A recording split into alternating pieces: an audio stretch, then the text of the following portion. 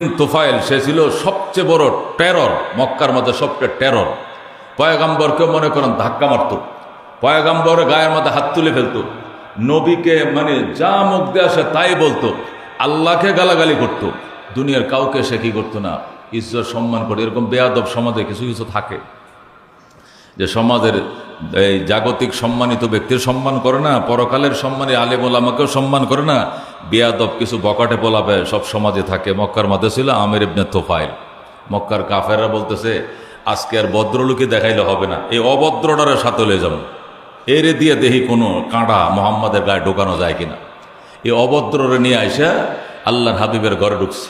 রসুলকে আজকে কি মনে করে, আজকে আইসি যে মোহাম্মদ তুমি কই যাও? আমি তো আল্লাহর ঘরে যাই। কেন? ইবাদত করবো। ভালো, আমরা আমাদেরকেও নিয়ে যাও, আমরাও যাব তোমার সাথে তোমার রবের ইবাদতের জন্য। চলেন। আগে প্রশ্ন আছে। কি প্রশ্ন? তুমি যে আল্লাহর কথা বলছো মানুষকে, বাপদাদার ধর্ম সব বাদ দিয়া, সে আল্লাহ কিসের তৈরি এটা বলতে হবে। উনি কি সোনার তৈরি, নাকি রূপার তৈরি, নাকি মাটির তৈরি, না পাথরের তৈরি? আমিনা জাহাব আবিল ফিজ্জা আবিল হাজার, উনি কি স্বর্ণের তৈরি, না রূপার তৈরি, না পাথরের তৈরি, নাকি মাটির তৈরি? আমাদেরকে বলতে হবে। যেরকম নওয়াজবিল।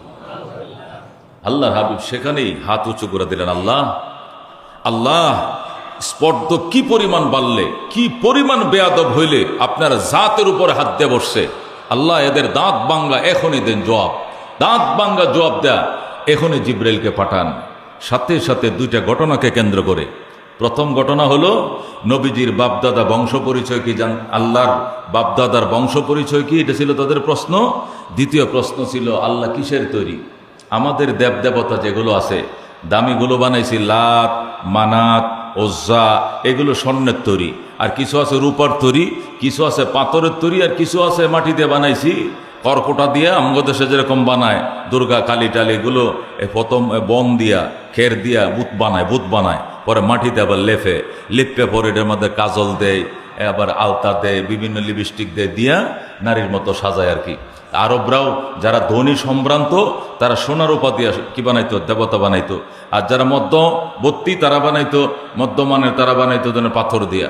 আর যারা নিম্নমানের গ্রাম্য বৌদ্ধ এরা মাটি দিয়ে বানাইতো।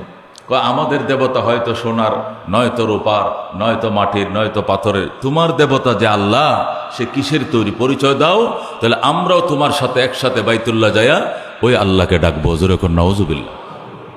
তখন আল্লাহর হাবিব সাল্লাল্লাহু আলাইহি সাল্লাম আল্লাহ রাব্বুল আলামিনের দরবারে হাত পেতেছেন। আল্লাহ, এবার আর দেরি করলে ঠিক হবে না, আপনি এক্ষণ জিব্রাইলকে পাঠান, এদের দুনো প্রশ্নের দাঁত ভাঙ্গা উত্তর দেন। সুবহানাল্লাহ।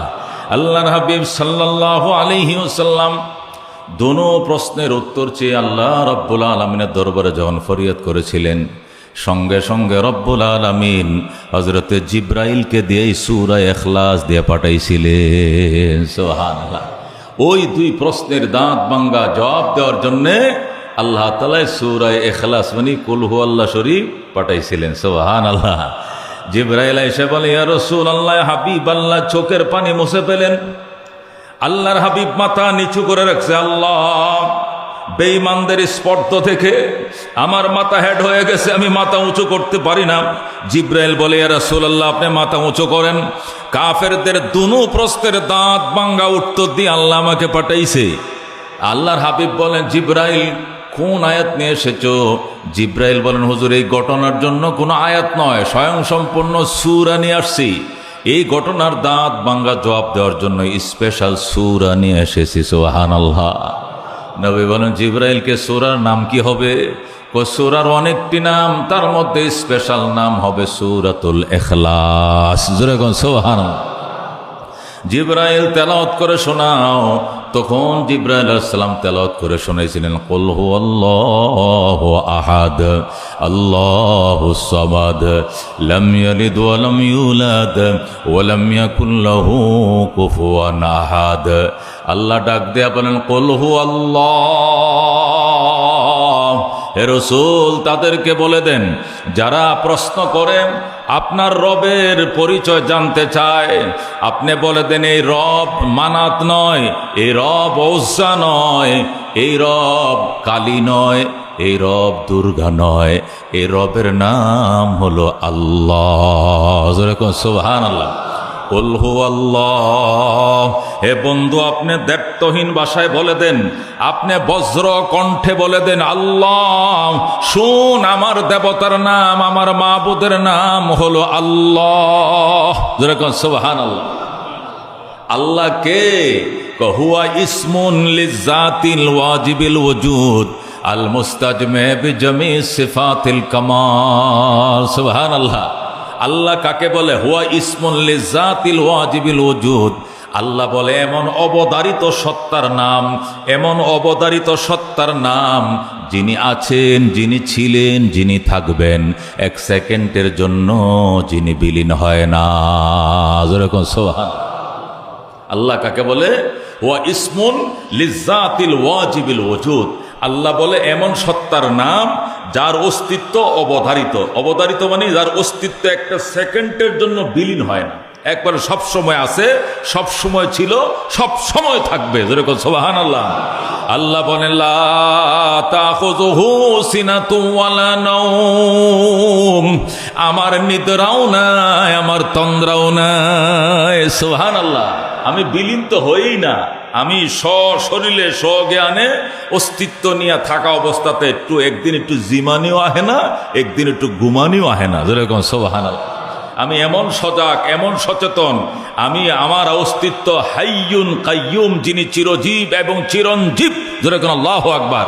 আমি চিরজীব এবং চিরঞ্জীব সত্তা, আমার একটু নিদ্রাও নাই, আমার একটু তন্দ্রাও নাই পর্যন্ত। যেরকম সুবহানাল্লাহ। তাকে বলে আল্লাহ। আর কি? ওয়াল মুস্তাজমে বিজামি সিফাতিল কামাল। আমি একসাথে সমস্ত পরিপূর্ণ সিফাতগুলোর একক মালিক আমি আল্লাহ। পৃথিবীতে পরিপূর্ণ যত গুণাবলী আছে, সমস্ত গুণাবলীর আমি একচ্ছত্ব মালিকানা আমার। এই মালিকানার বাদে অন্য কোনো কাহারও কোনো পার্টনারশিপ নাই। যেরকম সুবহানাল্লাহ। আমি খালেক, আমি স্রষ্টা। আমি খালেক, আমি স্রষ্টা। এই স্রষ্টার ভিতর অন্য কেউ শরিক নেই। আমি মালিক, আমি মালিক। আমার মিল্কিয়তের ভিতর অন্য কারো পার্টনার নাই। আমি রাজ্জাক, আমি রিজিক দাতা, আমার সাথে অন্য কোনো পার্টনার নাই। আমি মুহয়ি, আমি হায়াত দাতা, আমার সাথে কোনো পার্টনার নাই। আমি মুমিত, আমি মওত দাতা, আমার সাথে কোনো পার্টনার নাই। আমি যতগুলো গুণের মালিক, সমস্ত গুণের একচ্ছত্ব মালিকানা একমাত্র আমার, শুধুমাত্র আমার। আমি একা হাজার হাজার অসংখ্য অগণিত গুণের মালিক, আমি একাই 100। জোরে কোন সুবহানাল্লাহ। এই জন্য আল্লাহ বলেন, শোনো, তোমরা অন্যান্য দেবতার মতো, তোমরা মনে করেছো মুহাম্মাদের দেবতা তোমাদের দেবতার মতো লাত, তোমাদের দেবতার মতো মানাত, তোমাদের দেবতার মতো উজ্জা। আমি লাতের মতো নই, উজ্জার মতো নই, আমি মানাতের মতো নই। আমার নাম হলো আল্লাহ। যেরকম সুবহানাল্লাহ। আল্লাহু আকবার। আমি হায়াতের মালিক ওই আল্লাহ, মওতের মালিক ওই আল্লাহ, স্রষ্টা ওই আল্লাহ। ওই আল্লাহ রোদ দেয়, ওই আল্লাহ বৃষ্টি দেয়, ওই আল্লাহ খাওয়ায়, ওই আল্লাহ ধনী বানায়, ওই আল্লাহ গরিব বানায়, ওই আল্লাহ অসুস্থ করে, ওই আল্লাহ সুস্থ করে, ওই আল্লাহ যৌবন দেয়, ওই আল্লাহ বিদ্যা দেয়, ওই আল্লাহ বুদ্ধি দেয়, ওই আল্লাহ চাকরি দেয়, ওই আল্লাহ বিবি দেয়, ওই আল্লাহ বাচ্চা দেয়, ওই আল্লাহ লালন পালন করে। আল্লাহু আকবার। আমি একা 100, আমাকে থইয়া কোনো কারণে অন্য কারো কাছে যাওয়ার দরকার নাই। সমস্ত গুণের একচ্ছত্ব মালিকানা আমার, মানে সর্বকাজে আমার কাছে আসবা, অন্য কারো কাছে যাওয়ার দরকার নাই। এই কথা বলে আল্লাহ তাআলা যারা বলে 3 খোদা, দাঁত ভেঙে দিয়েছেন। যারা বলে একাধিক খোদা, দাঁত ভেঙে দিয়েছেন। যারা বলছে 36 কোটি দেবতা, তাদেরও দাঁত ভেঙে দিয়েছেন। কথা কোন ঠিক কিনা? আমি এক, আমি এক, আল্লাহু আহাদ। আমি হইলাম এক, আমার নাম হলো আল্লাহ। আমি হলাম এক, আমি একক, আমি অদ্বিতীয়। যেরকম সুবহানাল্লাহ। অন্যান্য ধর্মওয়ালারা বহু খোদার বিশ্বাসী, বহু খোদার বিশ্বাসী। বিদ্যার জন্য এক খোদা পূজা করে, বুদ্ধির জন্য আরেক খোদার পূজা করে, চাকরির জন্য আরেক খোদার পূজা করে, বিয়ার জন্য এক দেবতার পূজা করে, আবার বাচ্চার জন্য আরেক দেবতার কাছে যায়। আছে না? নাই? আছে কিনা? লিঙ্গ পূজা পর্যন্ত করে, লুঙ্গির নিচেরটার পূজা পর্যন্ত তারা করে। বটগাছও তাদের দেবতা, কুত্তাও তাদের দেবতা, শিয়ালও তাদের দেবতা, বটগাছও দেবতা, তুলসী গাছও দেবতা। দুনিয়াতে যত বড় জিনিস তাদের সামনে পড়ে সব তাদের দেবতা। এরা সূর্যকেও পূজা করে, চন্দ্রকেও পূজা করে, বটগাছকেও পূজা করে, তুলসী গাছকেও পূজা করে, সূত্রা গাছকেও পূজা করে। এমন কোনো জিনিস নাই তাদের দেবতা নাই। তাদের দেবতা কত, তারা জীবনে একজন আবেদ গণে শেষ করতে পারবে না। 36 কোটি দেবতা আছে। এমন এই ধর্মের বিশ্বাসী যারা, এদের একজন এমন কোন পণ্ডিত আছে যে পণ্ডিত বলে দিতে পারবে 36 কোটি দেবতার নাম? দেবতার নামগুলোই বলতে পারবে না। আর আমাদের রবের 99টা সিফাতি নাম আছে, আর একটা ইসমে আজম আছে, যেরকম সুবহানাল্লাহ। এক বসায় আমাদের ছোট ছোট নুরানি মাদ্রাসার বাচ্চারা আল্লাহ তাআলা 99 নাম এক টানে বলে দিতে পারে। কথা কোন ঠিক না বেটি? কিন্তু ওরা বলতে পারবে না। মেরে ভাই দোস্ত বুজুর্গের জন্য আল্লাহ জবাব দিয়ে বন্ধু কাইদেন না, চোখের পানি মুছে ফেলেন। আল্লাহু আহাদ, আপনি বলে দেন আমার আল্লাহ, আমার রব হলেন আল্লাহ, তিনি একক, তিনি অদ্বিতীয়, তার উদাহরণ নাই, তার সমকক্ষ নাই, তার প্রতিপক্ষ নাই, তার মতো নাই, তার দৃষ্টান্ত নাই, তার আকৃতি নাই।